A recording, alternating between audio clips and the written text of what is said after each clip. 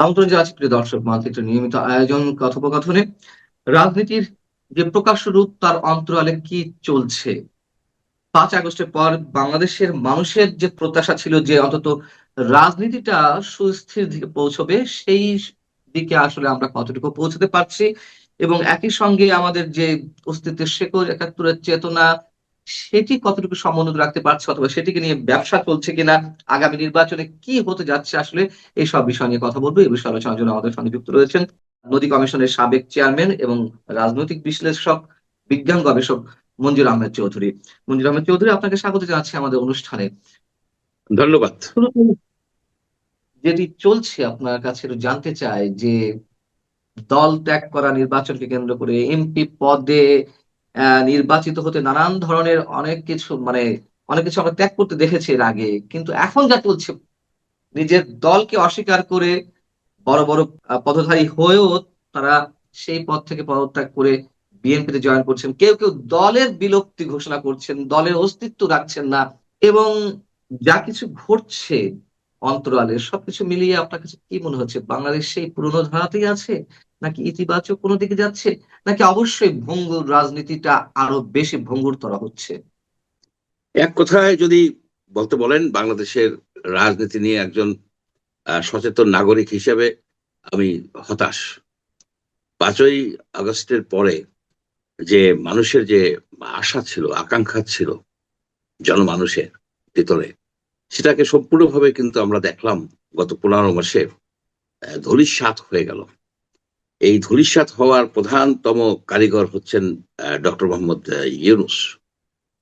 উনি অ্যাকচুয়ালি বাংলাদেশের যে এই যে বর্তমানের যে একটা অব্যবস্থাপনা, রাজনৈতিক ক্ষেত্রে একটা নৈরাজ্য। আপনি 15 বছর 20 বছর ধরে রাজনীতি করছেন, একটা দল গড়ে তুলছেন, তারা একটা দুইটা সিটের জন্য বলির পাঠার মতো বিক্রি হয়ে যাচ্ছেন। এটা শুধু দুর্ভাগ্যজনক না, এটা হতাশাব্যঞ্জকই না, শুধু এটা একটা আপনার একটা অশনি সংকেত নির্দেশ করে। আপনি দেখেন তো, কয়েকটা দল, অনেক দল আছে যে সম্পূর্ণ বিলুপ্ত করে তারা একটা সিটের জন্য হুম, হুম। দল বিলুপ্ত করে এসে জয়েন করতেছেন। এটা কি আপনি কি এক্সপ্লেনেশন দিবেন? আপনি দেখেন একটা দল, জাতীয় নাগরিক পার্টি, এনসিপি, তাদের নিয়ে কিন্তু অনেক আশা ছিল মানুষের ভিতরে যে এরা হয়তো নতুন ধারার সৃষ্টি করবেন, এবং এই যে নতুন যে তারা বলতো যে ইনসাফ, সোশ্যাল জাস্টিস, তারা হয়তো হুম, হুম। ফার্সিতে আরবিতে বলা পছন্দ করেন, জি। ইনসাফ বলতেন। তারা বলতে যে নতুন বন্দোবস্ত আমরা জানি যে জমিদারি আমলে, ব্রিটিশ আমলে এখনো বন্দোবস্ত দেওয়া হয় সরকারের পক্ষে, তো জমি ক্ষেত এবং প্রজারা সেই প্রজা হিসেবে নেয়। নতুন বন্দোবস্তের কথা তারা বলতেন, অনেক কিছু বলতেন। কিন্তু আমরা কি দেখলাম, যে তারা একটা মৌলবাদী দলের সাথে একেবারে বিলীন হয়ে গেল। কয়েকজন, আবার যন্ত্রী শেখের মতো, তারা এটা পছন্দ করেন নাই, তারা ওটা থেকে বেরিয়ে আসছেন। 30 জনের মতো তারা হয়তো বেরিয়ে আসছেন, কি তারা ভিন্ন মত হুম। প্রকাশ করছেন। তার মধ্যে একজনকে দেখলাম ভিন্ন মত প্রকাশ করে বলে এটা আমাদের রাইট, এটা আমাদের রাইট বলার, কিন্তু তার মানে এই না আমি দল ছেড়ে চলে আসতেছি। এইখানে যে তরুণদের কাছ থেকে যে আশা আকাঙ্ক্ষা ছিল, সেটা কিন্তু আমরা পাইনি। এবং তারা দিন দরবার করেন, এক একজন এক এক জায়গায় যে ধর্ণা দিচ্ছেন, তারা ধর্ণা দিবেন কেন? তারা কেন আবার দেখা যাচ্ছে যে 2 জন উপদেষ্টা, তাদেরকে আবার এই জামাত নিচ্ছেন না? কি কারণে নিচ্ছেন না? যে তাদের যে হেভি ব্যাগেজ, তাদের বিরুদ্ধে যে দুর্নীতির বিশাল অভিযোগ, সেই অভিযোগ তারা বহন করতে রাজি না। তো এই যে একটা প্রেক্ষিত, এই প্রেক্ষিতে নির্বাচন হবে, খুব সম্ভব হয়ে যাবে, কিন্তু সেই নির্বাচন জনমানুষের আকাঙ্ক্ষা কি পূরণ করতে পারবে? নাকি সেই গতানুগতিক এরশাদ, শেখ হাসিনা আমলের, এমনকি বিএনপি আমলের যে ট্রাডিশন, যে নির্বাচিত হয়ে আমাদের জনপ্রতিনিধিরা জনগণের প্রভু হয়ে যান, হন জনপ্রতিনিধি হিসাবে, কিন্তু যখন দেখা যায় তারা ক্ষমতায় ওত নিচ্ছেন, ওতের পরে থেকে তারা জনপ্রভু হয়ে যান।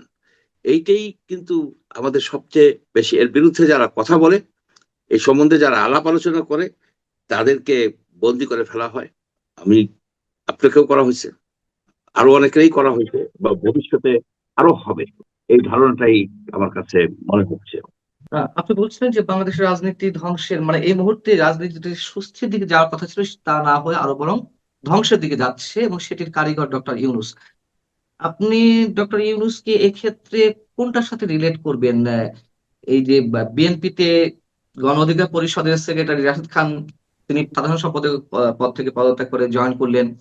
রেজা কিবরিয়া তার আর এক অংশ গণ অধিকার পরিষদের সেটি থেকে বেরিয়ে জয়েন করলেন। বিএলডিপির শাহাদাত হোসেন সেলিম, তিনি তার দল হুম, হুম, বিলুপ্ত করে বিলুপ্ত সেটাতে করে জয়েন আসছে। করলেন।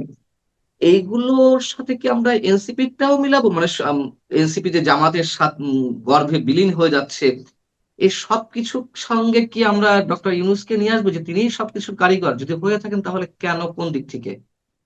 দেখেন, ডক্টর ইউনূস সুকৌশলে উনি কতগুলি বিদেশ থেকে মানে দেশান্তরী কিছু লোকজন আছে বাঙালি, তারা বিভিন্ন দেশে ছড়িয়ে ছিটিয়ে আছেন, বিভিন্ন দেশের নাগরিক, ওইসব দেশে তারা ট্যাক্স দেন, সেই লোকগুলিকে উনি একত্রিত করছেন।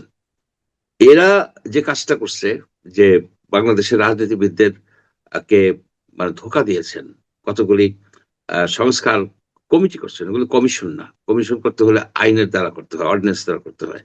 ওই কতগুলো কমিটি করে তা দিয়ে কতগুলো বস্তা বসা আপনার বস্তা বসা এই জন্য বলি যে রিকমেন্ডেশন গুলি যে অবাস্তব কিংবা ই, তা কিন্তু বলি না, বলছি এই কারণে যে সেগুলি তো বস্তা বন্দি হয়ে গেছে। এই করে রাজনীতিবিদদেরকে সে আলী রিয়াজের, আমি বলি যে ওই যে গণভবনের আপনার সংসদ ভবন এলাকায় যে অফিসটা করছেন, এটা আলী রিয়াজের খোয়ার। এই খোয়ারে যে এরা এই আলী রিয়াজের ধোকায় পড়ে সময় নষ্ট করছে, গভীর ঘুমে বালকের প্রস্রাবের মতো এদের সময় যে কখন চলে গেছে এরা বুঝতেও পারে নাই। 14 মাস চলে গেছে। এই 14 মাসে যে রিফর্মটা সবচেয়ে বেশি দরকার ছিল, যে সম্পূর্ণভাবে দুর্নীতিকে উৎখাত করার, এবং যারা দুর্নীতিবাজ ছিলেন গত 16 বছর 15 বছর বা তারও আগে, তাদেরকে একটা আওতায়, আইনের আওতায় আনার কথা ছিল, যাতে দুর্নীতি না হয়, যাতে বৈষম্য না হয়। এখানে ছিল যে একটা বৈষম্যহীন রাষ্ট্র, একটা দুর্নীতিমুক্ত রাষ্ট্র, একটা স্বচ্ছ ট্রান্সপারেন্ট যে রাষ্ট্র ব্যবস্থা, সরকার ব্যবস্থা, এইটা এটা তো আমাদের মুক্তিযুদ্ধের দাবি। মুক্তিযুদ্ধ তো হয়েছে বৈষম্যহীনের হীন একটা সমাজ গড়ার জন্য, একটা সচ্ছল সমাজ গড়ার জন্য, এই জন্যই তো হয়েছিল। সেই আন্দোলনের ধারাবাহিকতাই কিন্তু আপনার 24 মুক্তিযুদ্ধের আন্দোলনের থেকে 24-এর আন্দোলনকে বিচ্ছিন্ন করা যায় না। এটাও কিন্তু ওই ধারাবাহিকতাই কিন্তু আসছে। মানুষের চাহিদা ছিল, জনমানুষের চাহিদা ছিল। এটা শুধুমাত্র কি বলে কয়েকজন ছাত্রের দাবি ছিল না। এরা যখনই এই আন্দোলনটা করছে তখন মানুষজন ফুঁসে উঠছে, সবাই পার্টিসিপেট করছে। আপনি করছেন, আপনি করছেন, আমি করছি, আমাদের এক এক জায়গা থেকে আমরা করছি। সবাই যে রাস্তায় নামতে পারছি না, না, কিন্তু আপনি জনমত সৃষ্টিতে বিশাল ভূমিকা রাখছেন আপনি, বিশাল ভূমিকা। এমনকি যখন আমাকে জাতীয় নদী রক্ষা কমিশনের থেকে অন্যায়ভাবে রিমুভ করা হলো, সেই সময় আপনি একটা প্রোগ্রাম করছিলেন। আমার সেই প্রোগ্রামটা আমি প্রথমে দেখি নাই, দেখতে আসে নাই, কিন্তু আপনি যখন কারাবন্দী ছিলেন সেই সময় আমার হাতে আসছে। আমি তখন স্ট্যাটাস দিছি, দেখেন যে দীপুমণি, শেখ হাসিনা, সেই তাদের যে পাওয়ার, যে দাপট, সে দাপটের মধ্যেও উনি সত্য কথা বলছেন, আমাকে নিয়ে বলছেন, আর অনেকে নিয়ে বলছেন। তো যাই হোক, এইভাবে যারা যেখানে ছিলেন যেভাবেই হোক তারা ভূমিকা রাখছে, বেশিরভাগ লোক ভূমিকা রাখছে। যারা স্বার্থপর, যারা স্বার্থান্বেষী ছিল, তারা তো বিরুদ্ধে যাবেই জাতীয় স্বার্থের। এখন কি হলো? এখন সেই রাজনীতিবিদরা যারা আন্দোলন করছে তাদেরকে ভুলিয়ে রাখা হয়েছে, ভুলিয়ে রেখে কতগুলি সংস্কার এনে দেওয়া হয়েছে, কিন্তু সেই সংস্কার তো বাস্তবায়িত করেন নাই তারা। সেই সংস্কার কিন্তু তারা কখনোই বাস্তবায়িত করেন নাই। জাতির জীবন থেকে আমাদের মূল্যবান 1.5 বছর নষ্ট হয়ে গেছে। এই সময় আমরা এই জাতিকে পুনর্গঠিত করতে পারতাম, আমরা দুর্নীতিমুক্ত একটা সমাজ গড়ে তুলতে পারতাম, অ্যাটলিস্ট সেই দিকে যেতে পারতাম, আমরা একটা বৈষম্যহীন সমাজ তৈরির যাত্রা শুরু করতে পারতাম। সেটা কিন্তু আমরা করি নাই। এখন এরা যে গভীর যে প্ল্যান ছিল যে রাজনীতিবিদদের মধ্যেই দ্বন্দ্ব বাঁধিয়ে দেয়া, তাই কিন্তু হয়েছে। আপনি দেখেন রাজনীতিবিদদের ভিতরে এমন সব দ্বন্দ্বের সৃষ্টি হয়েছে যে একে অপরের সাথে আপনার বিক্রি হয়ে যাচ্ছে, তারা ফাইট করতে পারতেছে না। এই যে তরুণদের দল, এই তরুণদের দলটা নিয়ে আমরা অনেক আশা করেছিলাম যে তারা নতুন ধারার সৃষ্টি করবে, নতুন একটা যাত্রা শুরু করবে, যে যাত্রায় আমাদের যে একবিংশ শতাব্দীর যে আশা আকাঙ্ক্ষা সেগুলি পূরণ হবে। কিন্তু কোথার থেকে এক ভদ্রলোক আসলেন ৩-০ একটা অলিক একটা পরিকল্পনা নিয়ে এসে সবকিছু তছনছ করে দিল। নানান ধরনের তো বিতর্ক রয়েছে ডক্টর মোহাম্মদ ইউনূসকে কেন্দ্র করে। আপনি বাংলাদেশের রাজনীতির যে সুস্থির দিকে যাওয়ার একটা সম্ভাবনা ছিল সেটিকেও নষ্ট করার পিছনে ডক্টর ইউনূস দায়ী করছেন, অনেকেই করেন। একই সঙ্গে আমি ৭১-এর কথা বলছিলাম আমার ভূমিকাতে, এবং জামাত কেন্দ্রিক যে রাজনীতি, এনসিপির বিলীন হয়ে যাওয়ার জামাতের মধ্যে, আবার জামাতের যারা একসময় বিরোধিতা করেছে কথিত ইসলামপন্থী দলগুলোর মধ্যে, সে হেফাজতে ইসলাম কিংবা ইসলামী আন্দোলন বাংলাদেশ, তারাও জামাত কেন্দ্রিক রাজনীতি শুরু করেছে বা জামাতের জোটবদ্ধ হয়েছে। জামাতের এত শক্তিশালী হওয়ার পেছনের কারণ কি? এবং যে জরিপগুলো অনুষ্ঠিত হচ্ছে, দেখা যাচ্ছে বিএনপির সঙ্গে খুব টাই টাই অবস্থায়, আহ বেশ প্রতিদ্বন্দ্বী অবস্থায় জামাত থাকবে, এমনকি জামাত ক্ষমতায় যেতে পারে, এমন কথা বলা হচ্ছে। আসলে কি সেটি সম্ভব, অথবা এত শক্তিশালী হওয়ার কারণ কি? শুনেন, জরিপ গুলি কিন্তু সঠিক জরিপ না। এই কারণে আমি বলি, যে লোকগুলির হাতে স্মার্টফোন আছে কেবলমাত্র সেই কিন্তু এই জরিপে উত্তর দিতে পারেন। হুম, হুম, এবং এই দলের যে লোকগুলি আছে, জামাতের যারা আছে, তারা খুবই অ্যাক্টিভ। তাদের ধরেন 90% লোক আপনার সবসময় অনলাইনে থাকতেছে এবং জরিপের উত্তর দিচ্ছে। কিন্তু অন্যান্য দলের যে লোকজন, তাদের অনেকেরই স্মার্টফোন নাই, তাদের অনেকেই আপনার ফোনই নাই। তো হুম, তার হুম, হুম, তারও তো একটা মতবাদ আছে। সুতরাং ডিসরেলি, ব্রিটিশ প্রাইম মিনিস্টার এক সময় অনেক আগের, উনি একটা কথা বলছিলেন, there are lies, there are damn lies, and there are statistics. এক্ষেত্রে হয়েছে তাই। এই স্ট্যাটিস্টিক্স এর উপর ভিত্তি করে কোনো কাজ হবে না। আপনি যদি জামাতের ভোটের এটা দেখেন, যখন ১৯৯১ সালে জামাত ভোট পেয়েছিল কত পার্সেন্ট? আপনার ১৬%। ৯৬ সালে ৮%, ২০০১ সালে পাইছিল 4%। জামাতের ভোট তো কমতেছে। আপনি ট্রেন্ডটা দেখেন, ২০০৮ সালে আমার এই মুহূর্তে মনে নাই, খুব একটা বেশি পায় নাই, জামাত মাত্র ৩টা সিট পাইছে। সুতরাং জামাত ইজ এ পেপার টাইগার। প্রচারণা করে সে এই যে লোকগুলি, এই যে এনসিপি যে চলে গেল, এনসিপি একটা ব্ল্যাক স্পট হিসেবে বাংলাদেশের এই রাজনীতিতে একটা কালো ব্রিফ, একটা কালো অধ্যায় হিসেবে বিলীন হয়ে যাবে।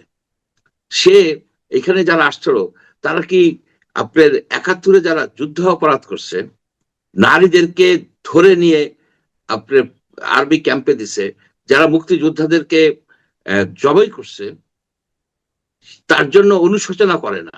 তারা যখন অনুশোচনা করে, বলে যে আমি তো এখানে জন্মগ্রহণ করি নাই সেই সময়, কিন্তু জন্মগ্রহণ তো হিটলারের আমলেও আমরা করি নাই, কিন্তু হিটলারের যে এই পৈশাচিকতা, সেগুলিকে তো আমরা নিন্দা করি, করি না? ঠিক তারা কিন্তু এই সেন্সে কাটিয়ে যায়। তারা বলে ৪৭ থেকে এই পর্যন্ত যত অপরাধ করছে তার সাথে সব অপরাধের মাপ চায়। এতে করে তারা জিনিসটাকে হালকা করে দেয়। তারা একটা জাতির জীবনে ৭১-এ হুম, জামাত একটা গভীর ক্ষত, ফেস্টারিং দগদগে ক্ষত। এই ক্ষত পূরণের জন্য আরো সময় লাগবে। সেই ক্ষতের সাথে যে তরুণরা যে জয়েন করলো, এটা বিভ্রান্ত হয়ে তারা জয়েন করছে। এবং যে কয়জন বিভ্রান্ত হয় নাই, তারা ওইখান থেকে সরে আসছে বা সরে আসবে হয়তো, আশা করি। কারণ কি, জামাতের রাজনীতি বাংলাদেশের অস্তিত্বের বিরুদ্ধে রাজনীতি। জামাত কখনোই মুক্তিযুদ্ধের যে আমাদের যে পতাকা, আমাদের যে সাহিত্য, আমাদের যে হুম, এই হুম, যে ছায়ানটে যে আক্রমণ হয়েছে, তারা কি তার কোন সময় প্রতিবাদ করছে? কারা আক্রমণ করছে? আপনি দেখেন যে এই যে বাক স্বাধীনতা, বাক স্বাধীনতার উপরে ২টা পত্রিকার অফিস পুড়িয়ে দেওয়া হয়েছে। হুম, হুম, আগেও কিছু কিছু পত্রিকার অফিসের উপর আঘাত আসছে, সংগ্রামের উপর আঘাত হয়েছে, সম্পাদকের উপরে ন্যাক্কারজনক। সেসব তো আপনারা প্রতিবাদ করছেন, আমরাও করছি। এই যে নয় দিগন্তের উপর আঘাত আসছে, সাংবাদিকদের উপরে যখনই আঘাত আসছে, তখন তো এদেশের যারা এখন আমরা কথা বলি, আমরা তখনও তো প্রতিবাদ করছি যে বাক স্বাধীনতা থাকতে হবে, বাক স্বাধীনতা এনশিওর করাটা তার জন্য যথেষ্ট ওয়ার্ক করে আসা হয়েছে। এই যে শেখ হাসিনা থেকে মুক্তি পাওয়াটা, এইটা শুধুমাত্র ওই জুলাইয়ের আর অগস্টের ৫ দিনের আন্দোলন না, এর পেছনে ধারাবাহিকভাবে জনমত সৃষ্টি করা হয়েছে।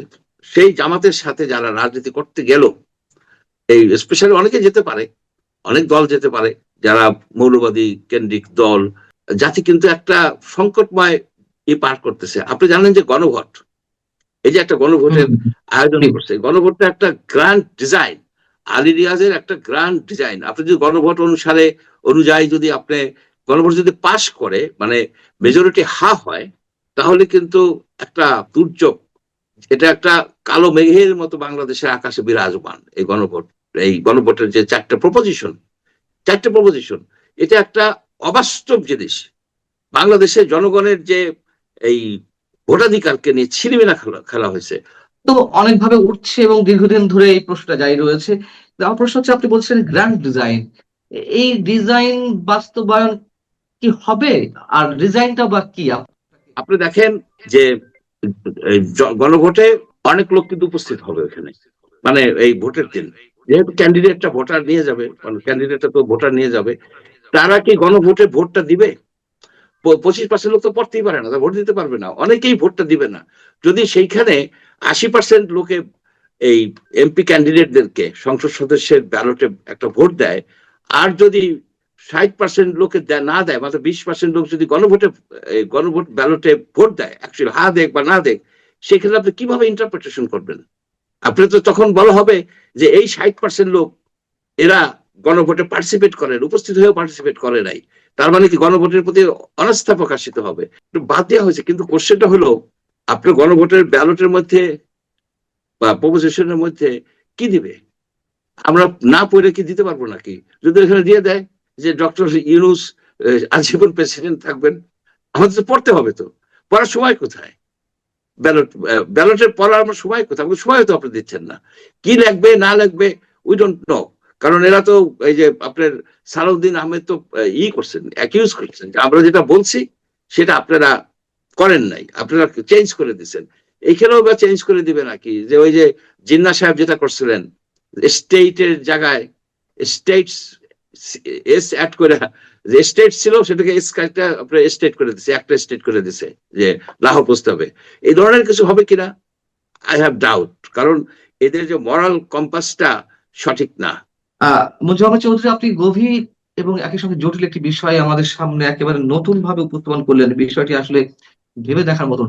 কিন্তু এই সাহসটা কি পাবে, বা বিএনপি যে বড় স্টেক হোল্ডার এই মুহূর্তে বাংলাদেশের রাজনৈতিক মঞ্চে, তারা কি তারা কি এটা খুব স্বাভাবিকভাবে নেবে? যদি ওই ধরনের কোনো চেঞ্জ করে ব্যালট পেপারে ছাপা হয়, তাহলে তো ওই দিন সকাল থেকেই প্রতিবাদটা শুরু হয়ে যাবে।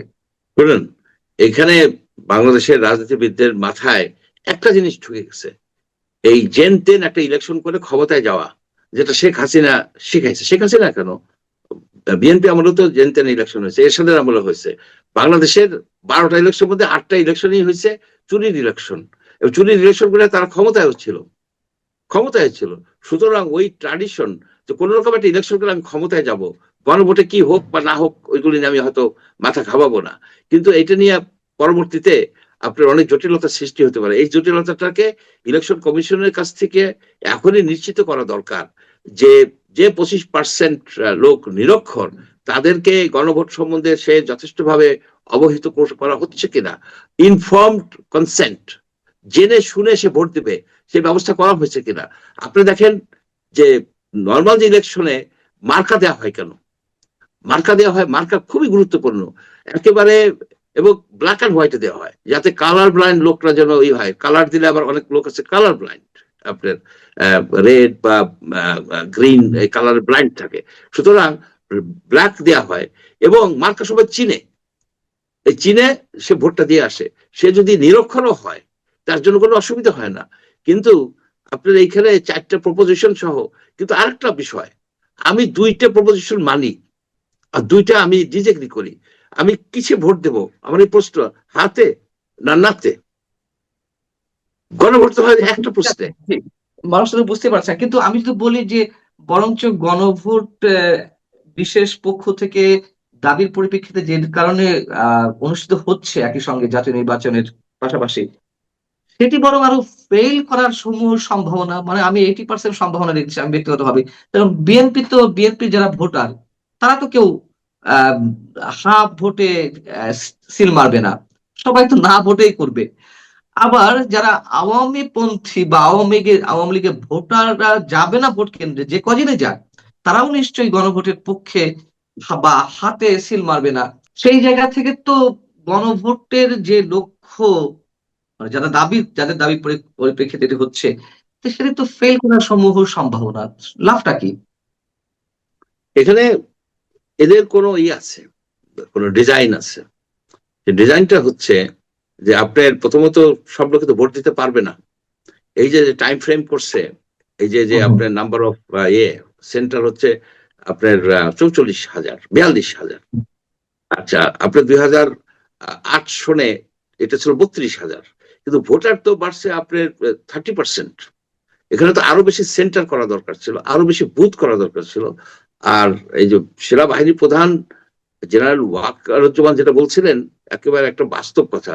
স্ট্যাগার্ড, এক এক ডিভিশনে আপনি এক এক দিনে ভোট নেন, এক এক ডিভিশনে এক এক দিনে আপনি ভোট নেন, তাহলে কিন্তু এই বিষয়টা হয় না। এখন সেন্টার বাড়াইতে পারে না আপনার, প্রত্যেকটা সেন্টারে প্রোটেকশন দেওয়ার মতো তো যথেষ্ট সংখ্যক সিকিউরিটি পার্সোনাল থাকতে হবে। আরো যদি বলে কারণ 20,000 সেন্টার করে, 20,000 সেন্টারকে এস্টাবলিশ করতে গেলে আপনার সিকিউরিটি এনশিওর করতে হবে, সেটা হয়তো এদের নাই, হয়তো কি নাই বলা যায়। সুতরাং তারা ইচ্ছে করে বুথ বাড়াই দিতে পারে, প্রত্যেকটা সেন্টারে আরো বেশি বুথ সৃষ্টি করতে পারে, আরো বেশি লোক নিতে পারে, যদি সবাইকে সমানভাবে সুযোগ দিতে হয়, মানে সবাইকে যদি সুযোগ দিতে হয় ভোট দেওয়ার।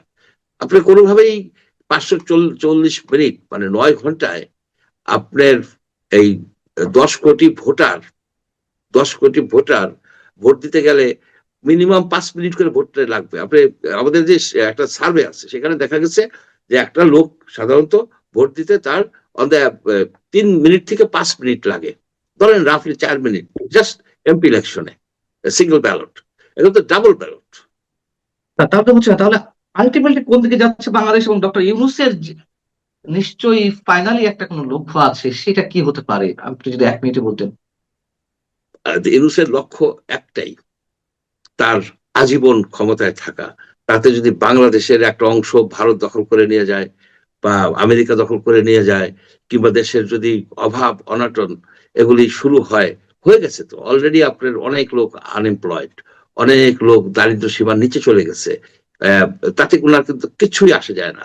ওনার থাকতে হবে ক্ষমতায়, উনি ক্ষমতা পাইছে, ওনার আজীবন আহ, ক্ষমতায় থাকতে হবে। এইটা ছাড়া তার ভিতরে আর কোনো কিছুই দেখা যায় না। অনেক ধন্যবাদ আসলে আমাদেরকে সময় দেওয়ার জন্য। আপনি ভালো থাকুন, দর্শক আপনারাও ভালো থাকুন। আল্লাহ হাফেজ।